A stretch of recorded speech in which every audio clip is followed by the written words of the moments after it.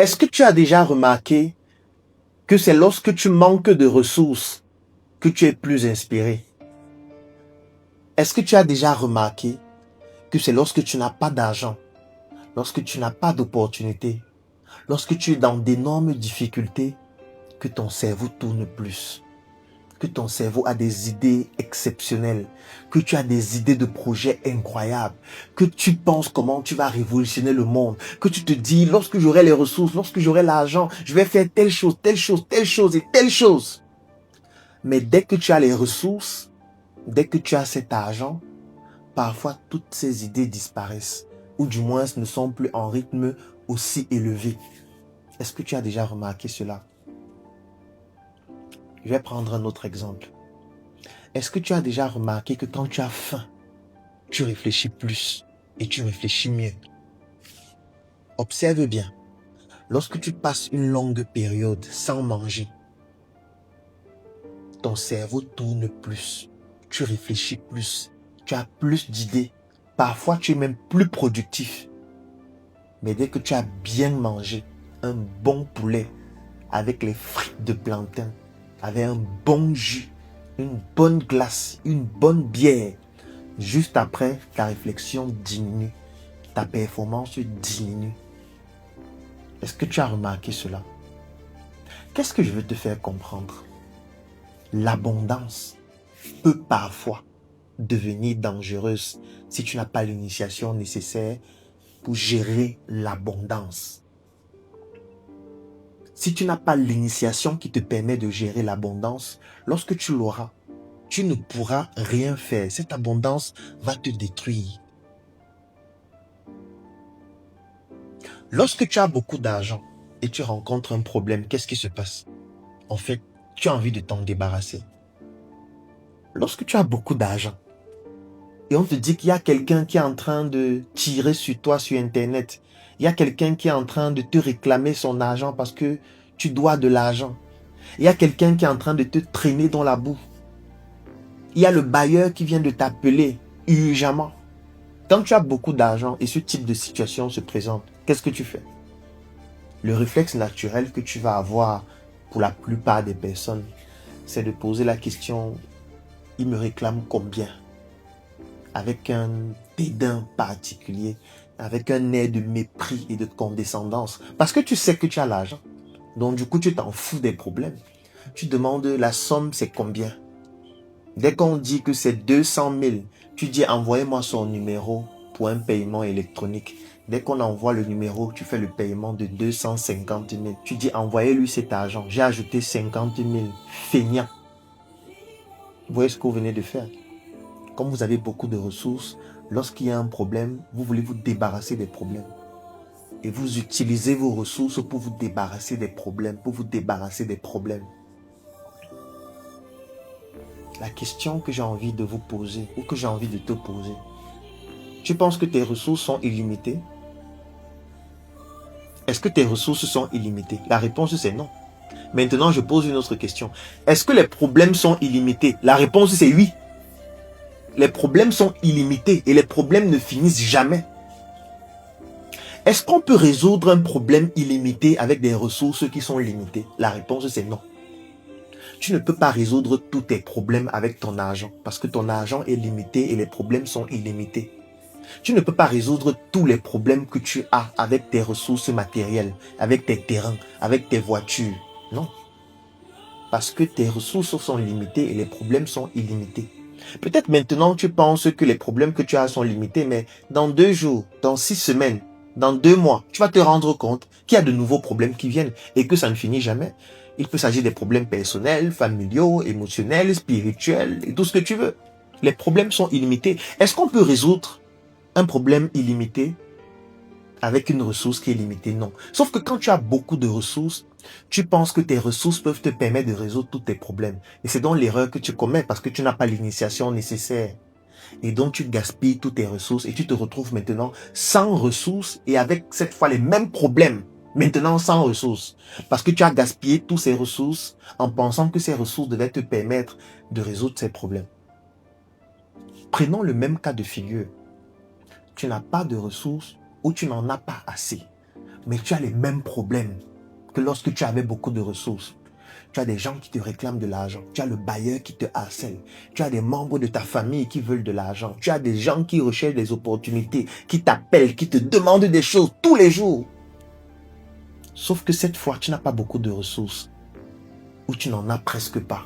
Qu'est-ce qui va se passer? Ce qui va se passer, c'est que, étant donné qu'en ayant moins de ressources, tu réfléchis plus, tu es plus performant, tu vas développer de nouvelles aptitudes pour gérer ces problèmes avec peu de ressources. Ça veut dire que tu vas développer ce qu'on appelle des approches efficientes qui permettent de résoudre des problèmes avec moins de ressources. Tu vas apprendre à négocier. Parce que tu vas te rendre compte que je n'ai pas d'argent, mais je dois résoudre ce problème d'argent. Je peux résoudre ça comment? Sans argent, en utilisant la négociation. Je peux rencontrer la personne, discuter avec elle, la manipuler d'une certaine façon pour la pousser à retarder les échéances ou à repousser ou à faire en sorte qu'on ait un échéancier.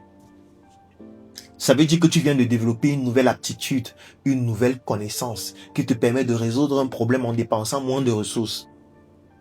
Est-ce que tu vois comment le fait d'avoir moins de ressources te pousse à devenir plus performant? Lorsque tu as moins de ressources et tu as faim, qu'est-ce que tu vas faire? Parce que quand tu as de l'argent et tu as faim, tu peux aller dans un restaurant manger un plat même de 50 000. Puisque tu as de l'argent, tu t'en fous. Mais le plat de 50 000 que tu viens de manger, parfois, c'est même dangereux pour ta santé. Parfois, tu as mangé quelque chose qui n'est pas bon pour ton corps. Quand tu n'as pas d'argent et tu as faim, qu'est-ce que tu fais? Parfois, tu vas commencer à te documenter et à te dire, qu'est-ce qui est même réellement bon pour mon corps? Peut-être ce qui est bon pour mon corps, ce sont les plantes. Peut-être je dois manger les plantes parce que c'est vivifiant. Peut-être je dois pratiquer le jeûne parce que ça va me permettre de développer mon aura, de faire en sorte que je puisse migrer vers un autre état spirituel. Donc tu vois que le fait de ne pas avoir d'argent parfois peut te pousser à faire des choses qui sont plus bonnes pour ta santé, comme le jeûne. Peut-être c'est un jeûne forcé, mais ce sera nécessaire et important pour toi. Tu ne vas plus pouvoir manger n'importe quoi. Tu vas sélectionner ce que tu manges. Parce que tu dois choisir ce qui n'est pas très coûteux. Et parfois dans ce choix, c'est vrai. Si tu n'es pas quelqu'un de très futé, tu peux choisir des bourratifs. Mais parfois, tu peux sélectionner des choses qui sont plus intéressantes. Ou alors, tu peux te dire, je vais me mettre en relation avec quelqu'un avec qui je peux manger. Moi, je me rappelle, lorsque nous étions étudiants, qu'est-ce qu'on faisait? On cherchait des filles qui préparent régulièrement. Tu sais que tu n'as pas assez d'argent. Tu sais que tu ne peux pas bien manger. Tu te dis, si je me mets en couple avec une fille qui prépare régulièrement, avec une fille qui a plus de moyens, avec une fille qui aime la cuisine, qui aime entretenir un homme, si elle devient ma copine, ce qui va se passer, c'est que quand je rentre de l'école, il y aura de quoi manger. Je pourrais même aller habiter chez elle. Je pourrais même libérer ma chambre et ne plus payer le loyer. Et on vit ensemble, elle et moi, qui va préparer. Et après avoir mangé, je vais encore manger. Ça, c'est le manque de ressources qui te pousse à penser à ce type de solution. Sauf que quand tu as beaucoup de ressources, tu vas vouloir prendre une grande maison, un grand appartement. Quand tu as faim, tu pars au restaurant, donc tu dépenses plus, alors qu'on peut atteindre le même objectif avec moins de ressources. C'est la raison pour laquelle nous avons créé une communauté qui s'appelle Propulsion. Une communauté dans laquelle tu vas apprendre comment atteindre tes objectifs en dépensant le moins de ressources. Tu auras des connaissances pour le faire grâce à nos masterclass tous les vendredis. Tu auras le réseau relationnel pour cela parce que nous sommes plus de 1000 membres et chaque semaine tu as accès à la base de données des membres pour faire du réseautage et du networking. Tu auras la possibilité de te présenter, de parler de tes difficultés afin d'avoir le partage d'expériences d'autres personnes qui ont vécu les mêmes choses parfois plus graves et qui vont te dire comment résoudre ces problèmes. Je vais laisser un lien dans la description de cette vidéo en commentaire et dans ma bio. Clique dessus, remplis le formulaire et nous allons te contacter pour te permettre de rejoindre la communauté Propulsion dont l'adhésion coûte 10 000 francs. C'est valable pendant 12 mois. Si tu es à l'extérieur du Cameroun, ça coûte 25 €. Et si tu ne retrouves pas le lien dans la description de cette vidéo, en commentaire et dans ma bio, tu peux m'écrire en inbox ou en commentaire et nous allons te permettre de rejoindre cette communauté qui va te permettre de comprendre comment résoudre tes problèmes en dépensant le moins de ressources, ce qu'on appelle la résolution efficiente des problèmes. Rendez-vous demain pour une nouvelle chronique. Quand tu dois voyager et que tu dois t'occuper pendant des heures, quand c'est la pause et que c'est le moment de taper les vrais commentaires. Y'a quoi? Quand tu as besoin d'être seul, juste toi et ton écran pour être toi-même. Joyeux anniversaire.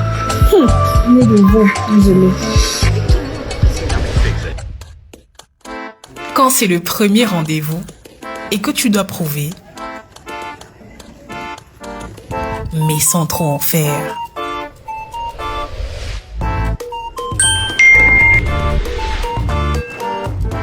Quand le Congo, ça ne peut pas attendre et qu'il faut parler quand ça chauffe encore. Non, parce que je veux quand même quelqu'un qui est quand même assez cool quand même.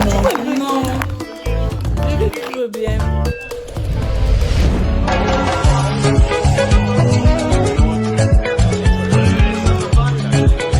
Quand tu as déjà mis tous tes organes sur le match Non, man, ça c'est quoi ça? Tu peux faire mieux, man. et que enfin, dans ces petits moments qui comptent, il y a des choses qu'on n'oublie jamais de prendre. Njoka est là, toujours.